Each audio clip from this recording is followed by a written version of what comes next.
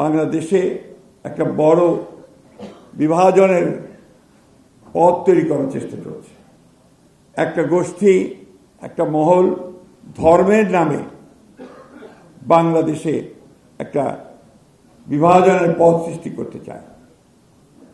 আমরা বাংলাদেশে অবশ্যই ধর্মভীরু মানুষ, বাংলাদেশের মানুষ অবশ্যই ধর্মকে এখানে সবাই আমরা মেনে চলি, কিন্তু ধর্মকে দিয়ে রাষ্ট্রকে বিভাজন করা বা সমাজকে বিভাজন করা এটাতে আমরা বিশ্বাস করি না।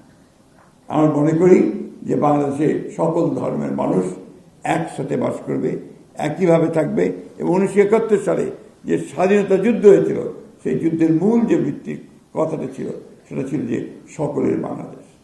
আজকে যে কারণে আমাদের নেতা যে স্লোগানটি দিয়েছেন সেই স্লোগানটি অত্যন্ত গুরুত্বপূর্ণ।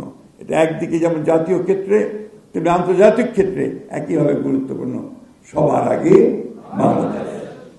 এটা কথাটা আমাদের বুকের মধ্যে গেঁথে নিতে হবে। আমাদের এই বিষয়টাকে নিয়েই সামনের দিকে এগিয়ে যেতে হবে।